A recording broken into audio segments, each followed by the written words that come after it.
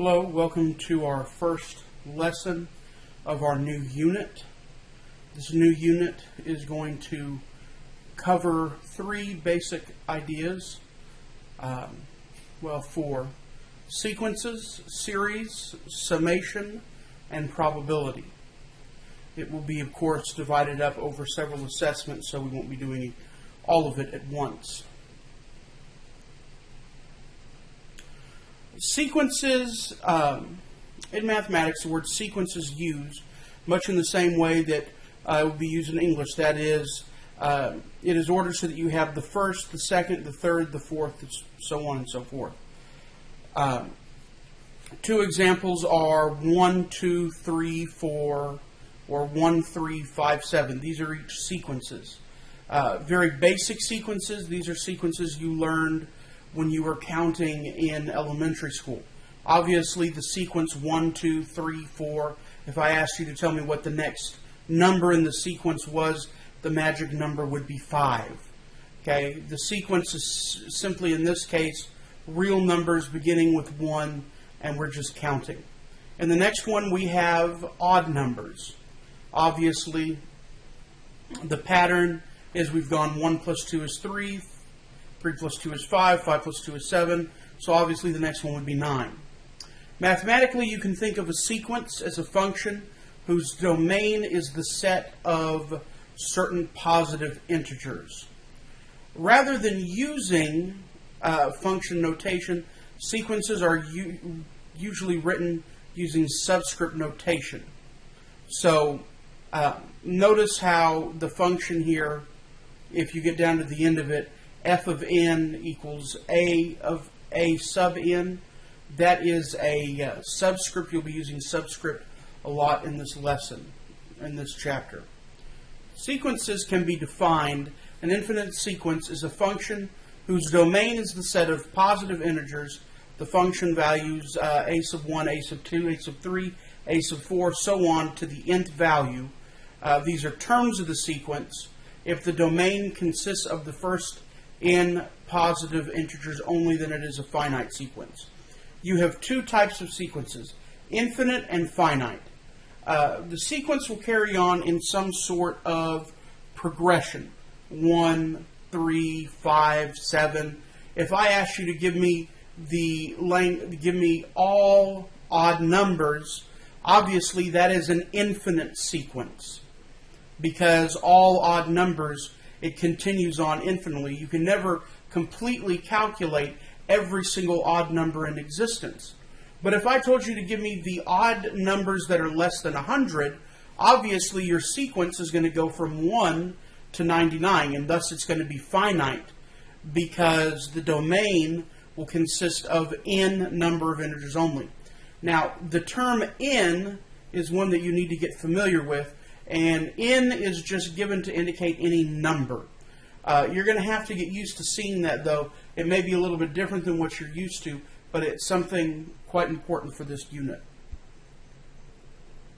On occasion, it is convenient to begin subscripting with 0 instead of 1, so that the sequence becomes a sub 0, a sub 1, so on.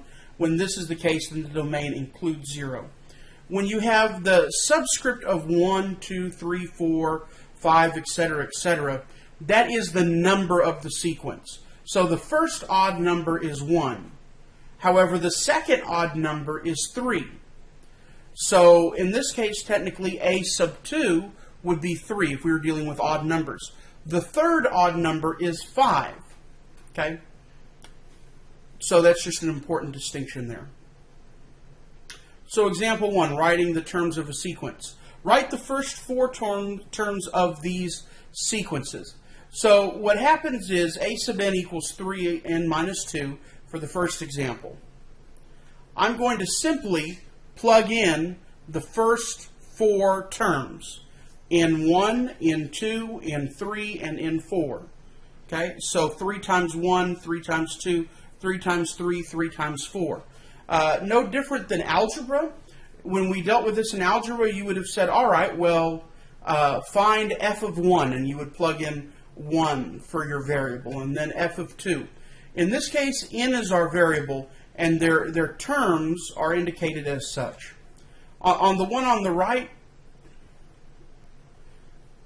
you have, rather than a linear, the other one is very linear, this one is exponential. So you have a exponential sequence, so 3 plus 1 to the, or negative 1 to the first power, which gives you 3 minus 1, which is 2. Negative 1 squared in the second term of the sequence is obviously 3 plus 1, which is 4. So in this case, you have a repeating sequence. Because of the fact that you're raising negative 1 to some power, it's just going to continuously vary between 2 and 4. Okay. Now, if you were to write these in terms of a t-chart, what would traditionally be your x value would be your n, and what would traditionally be your y value would be your a of n, or a sub n. Okay? Those are the terms we're kind of thinking of instead of x and y. Example 2, a sequence whose terms alternate in sign. So write the first 5 terms of this sequence given by a sub n equals negative 1 to the nth power over 2n plus 1. Well, when I write this, so a sub 1 is going to be negative 1 to the first power over 2 times 1 plus 1, which will then be negative 1 over 3, which is negative 1/3. In the next one, and the reason why we call this alternating in sign is just simply because now with each one, with the odd numbers, because negative 1 is a negative, when you raise it to an odd power, the answer remains negative. When you raise it to an even power, it obviously becomes even, because a negative times a negative is a positive. And so all you're doing when you find the first number of terms of a sequence is you're going to start with it and say, all right, I'm going to plug in, the first term is 1, I'm going to plug in 1 for n. That equals 1/3. The second term, I'm going to plug in number 2, plug in 2 for n, and then I solve it and I get the answer of 1/5. And so the answers on the right, negative 1/3, 1/5, negative 1/7, 1/9, and negative 1 to the 11th, those are my 5 terms of that sequence. So once again, when I evaluate the terms of a sequence, all I'm doing is basically plugging in however many number of terms. Now, this would be a finite example because I told you to find 5 terms.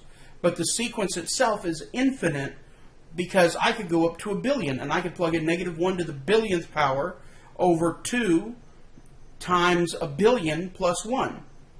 And it would continue on infinitely. So writing an expression for a sequence. So write the expression for the apparent nth term of each sequence. So this is where you take and you create your equation based on the pattern. This is no different than Algebra 1 and Algebra 2 when you were told, here are your x values, here are your y values, now write an equation. It's just in this term we're thinking of it in terms of sequence notation. So in the first one I have 1, 3, 5, and 7. So my first 4 n values, keep in mind here, let's see if I can get a laser pointer up. There we go. So keep in mind right here, these are my x values, n1, n2, n3, and n4. This right here, these are what they're telling me are my y values.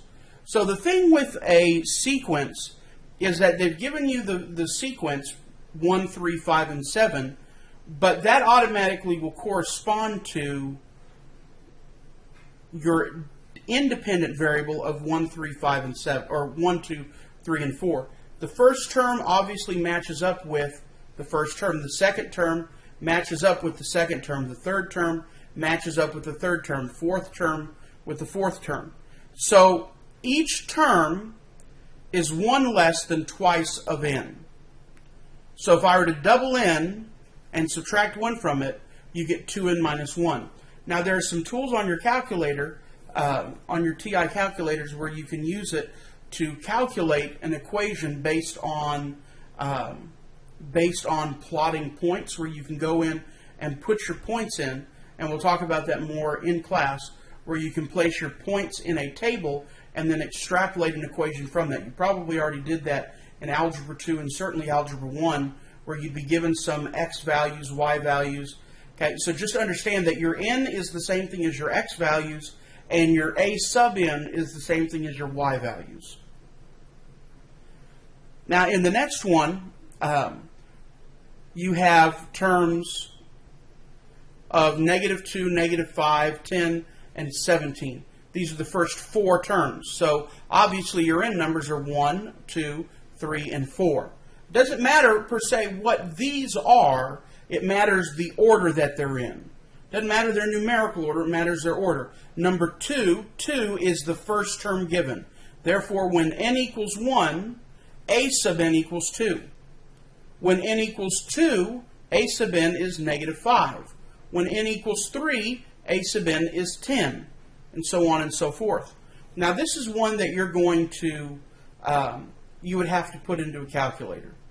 The terms have alternating signs with those in even positions, so you automatically know, because they have different signs, that you're going to have this little doodad right here, where you have -1 to some sort of nth power.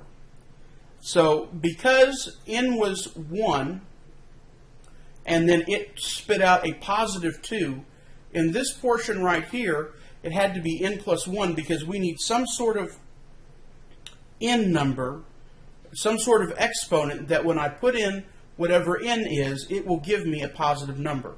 Now, had I just stuck with -1 to the n and left out this portion right here, then it would give me the opposite sign of what I'm looking for. And then finally, when I look at the second part of it, what is the relationship between 1 and 2, 2 and 5, 3 and 10? Well, each one of them is 1 more than the square of the number of the sequence. So 3 squared is 9, plus 1 is 10. 4 squared is 16, plus 1 is 17. And then this part out here took care of the sign. Okay? Another notation that we deal with is called factorial notation.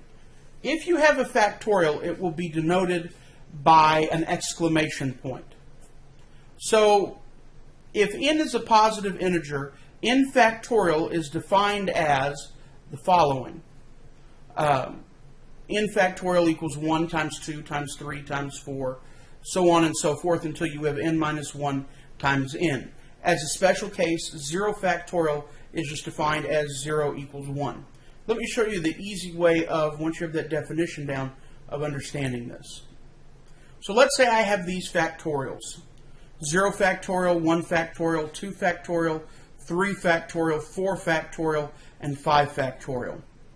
So what you do to solve these is quite simply, you're going to basically take each number. So if it's 0, it's just 1. If it's 1, it's just 1. But then if it's 2, you're going to do the number that the factorial is times each smaller number beneath it. So you're going to have 2 times 1, which is 2. Here you have 3, so you're going to have 3, 2, 1. Multiplying, you get 6. Here you have 4, so you have 4, 3, 2, 1, which is 24. 4 times 3 is 12, times 2 is 24, times 1 is 24. 5 factorial gives you 5 times 4 times 3 times 2 times 1, which is 120. Okay, so whenever I have some number that is a factorial, I simply write that number times each smaller number beneath it through 1. So if it was 16, I'd go 16 times 15 times 14 times 13 times 12 times 11 times 10 times 9 times 8 times 7 times 6 times 5 times 4 times 3 times 2 times 1. Okay, not times 0, because then you would just get 0. And 0 factorial is 1. So writing terms of factorials. Write the first 5 terms of the sequence given by this. Begin with n equals 0. So I'm going to plug in n equals 0. So I'm going to have 2 to the 0 divided by 0 factorial, which would then be 1. Next, I'll have 2 to the first power divided by 1 factorial. Well, 1 factorial is 1. 2 to the first power is 2. 2 divided by 1 is 2. The second term. Now remember, in this case we started with 0 because it told us to begin with n equals 0. Otherwise, we would assume to start right here unless they tell us to start with n equals 0.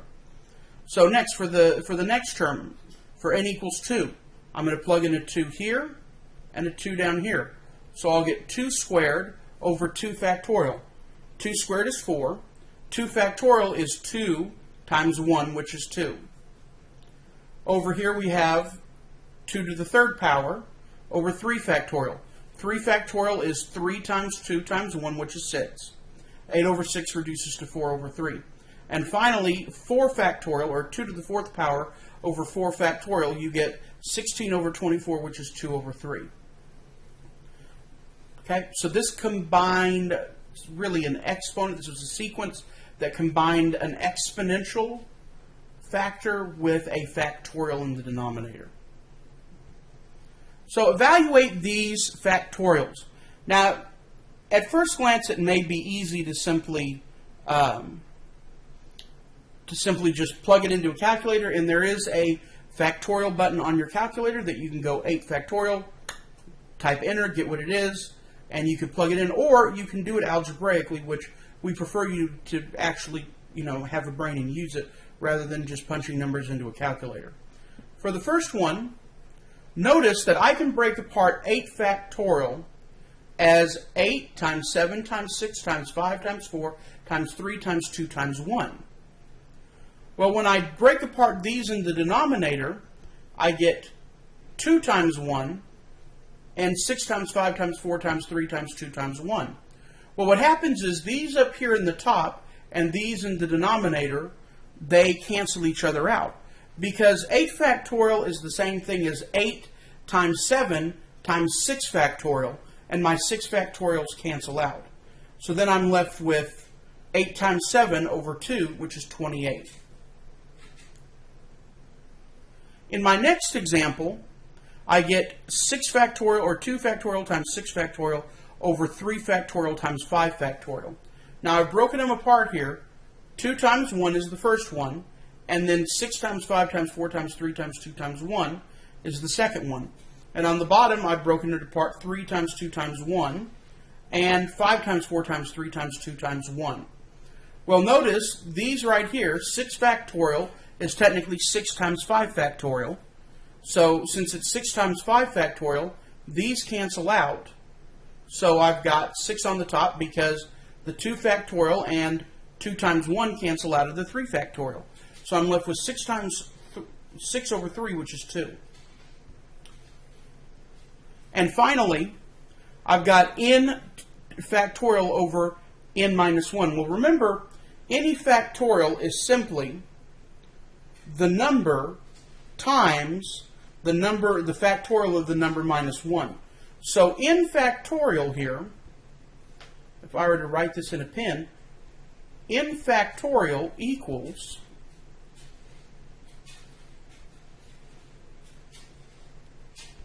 n times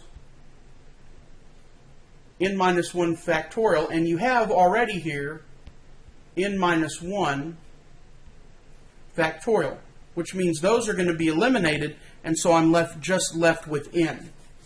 Okay? And that concludes today's notes.